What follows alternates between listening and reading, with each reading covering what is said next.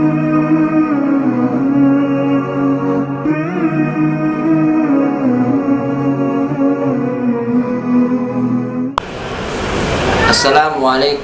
warahmatullahi wabarakatuh.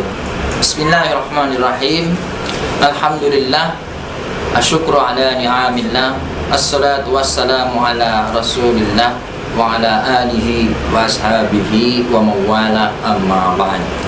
Pemirsa TV-ku yang dirahmati Allah Subhanahu wa taala, mudah-mudahan kita semuanya dalam keadaan sehat walafiat dan tentunya dalam situasi yang bahagia.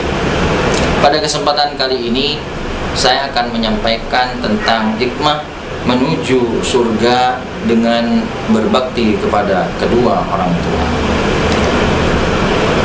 Perlu kita ketahui bersama, ajaran Islam itu sangatlah luas, meliputi segala aspek kehidupan kita, bagaimana kita berinteraksi dengan orang lain, dan apa saja yang harus kita jalani di dunia ini, serta apa saja kebutuhan dan bekal yang harus kita persiapkan untuk menuju kehidupan di akhirat nanti.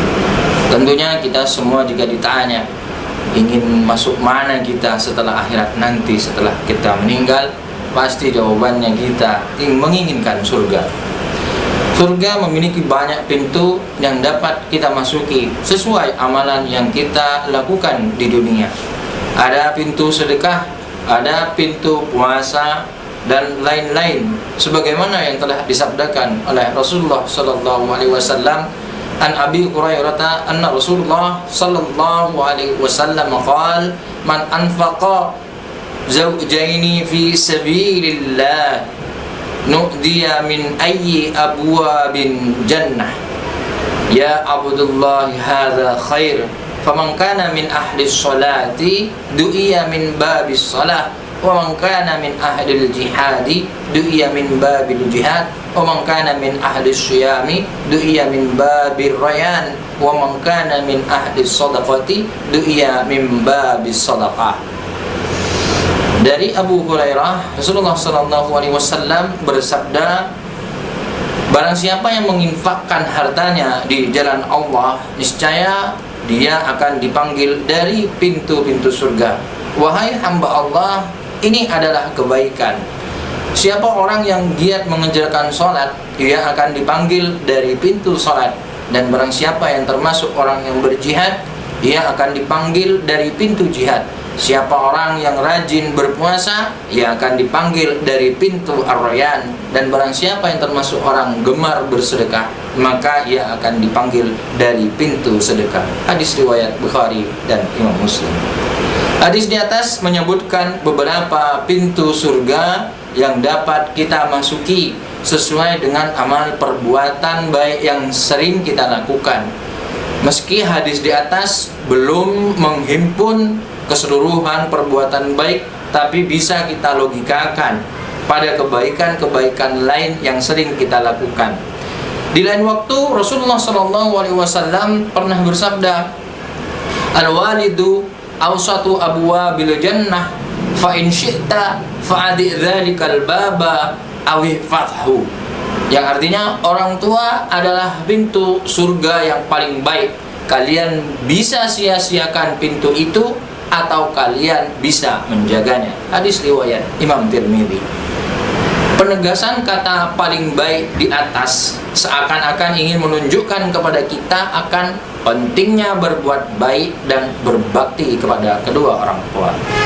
Al-Qadhi dalam kitab Tuhfatul Ahwazi Bisyarhi Al-Jami' At-Tirmidzi menjelaskan maksud dari awsatul bab adalah sebaik-baiknya pintu dan paling mulianya pintu. Maknanya adalah sesungguhnya sebaik-baiknya pintu yang menjadi wasilah masuknya seseorang ke dalam surga juga menjadi wasilah bagi ia untuk mendapatkan derajat yang tinggi, ialah dengan satu, menaati orang tua dan merawat di samping. Melihat hadis dan penjelasan tersebut, kita pun sangat dilarang mendurhakai kedua orang tua. Tingkat larangannya mencapai level haram, sebab ada ancaman jika melakukannya. Bahkan mendurhakai kedua orang tua termasuk bagian dosa yang sangat besar, Rasulullah SAW bersabda dalam hadisnya, qala Rasulullah SAW, ala ahadithkum bi akbaril kabairi. Qalu bala ya Rasulullah, qala al-isyraku billahi wa uququl walidain. Rasulullah SAW bersabda, maukah aku beritahukan kepada kalian tentang dosa-dosa yang paling besar? Maka sahabat menjawab, tentu wahai Nabi. Beliau bersabda, mempersekutukan Allah dan durhaka kepada kedua orang tua. Pemirsa TV-ku yang dirahmati Allah Subhanahu wa Ta'ala, seorang ulama besar yang bergelar Hujjatul Islam, Al-Imam Al-Ghazali, menjelaskan dalam kitabnya tentang cara tingkah laku atau adab seorang anak kepada kedua orang tuanya. Adabul walidi ma'al walidayhi yasma'u kalamuhuma wa yaqumu liqiyamahuma wa yamtasilu li amruhuma wa yalbi da'watuhuma wa yahfadhu lahuma jinahadilli minar rahmati wa la yabirruhuma bil ilhahi wa la yamunnu alaihima bil birri lahuma wa la bil qiyami bi amrihima wa la yanzuru ilaihima siraran wa la ya'si lahuma amra. Dari kutipan di atas dapat diuraikan ketujuh adab anak kepada orang tua sebagai berikut. Yang pertama, mendengarkan kata-kata orang tua. Setiap kali orang tua berbicara, anak harus mendengarkan dengan baik, terutama ketika orang tua berbicara serius dalam memberikan nasihat. Jika anak bermaksud memotong pembicaraan, sebaiknya memohon izin terlebih dahulu. Yang kemudian yang kedua adalah berdiri ketika mereka berdiri. Bila orang tua itu berdiri, anak sebaiknya juga ikut berdiri.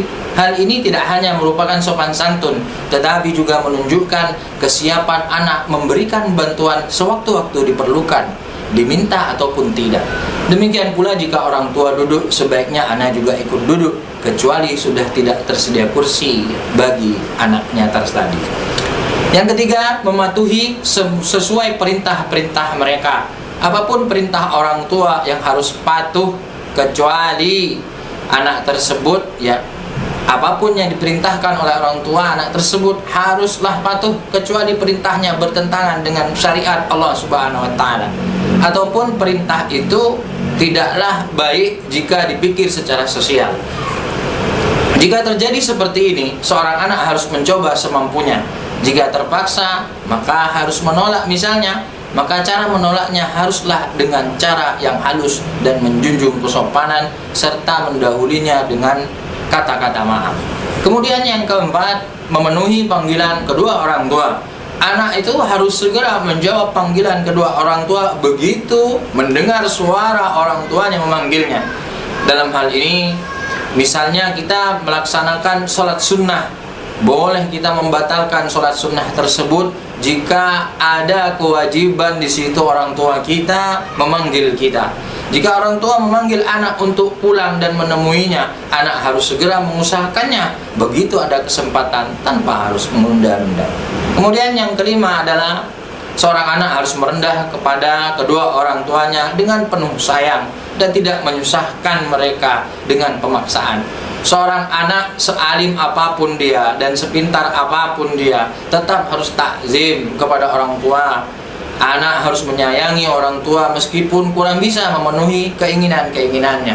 Seorang anak harus mengerti keadaan orang tua, baik yang menyangkut kekuatan fisik, kesehatan, keuangan, dan sebagainya, sehingga tidak menuntut sesuatu yang di luar kemampuan kedua orang tuanya. Kemudian yang keenam, tidak mudah merasa capek dalam berbuat baik kepada kedua orang tua dan melaksanakan perintahnya sesuai dengan syariat yang telah dijelaskan oleh Allah melalui Rasulnya. Seorang anak harus selalu mengerti bahwa dulu orang tua itu mengasuh dan membesarkannya tanpa kenal lelah dan selalu menyayangi mereka. Pemirsa TV-ku yang dirahmati Allah Subhanahu wa Ta'ala, kemudian yang terakhir, yang ketujuh adalah seorang anak itu tidak boleh memandang kedua orang tua dengan rasa curiga dan tidak membangkang perintah kedua orang tuanya. Seorang anak harus selalu berprasangka baik kepada orang tuanya. Jika memang ada sesuatu yang perlu ditanyakan, anak tentu boleh menanyakan hal tersebut dengan kalimat pertanyaan yang baik dan tidak menunjukkan egois, tidak menunjukkan rasa amal. Selain itu, anak tidak boleh membangkang perintah-perintah kedua orang tuanya, sebab mematuhi kedua orang tua itu hukumnya adalah wajib.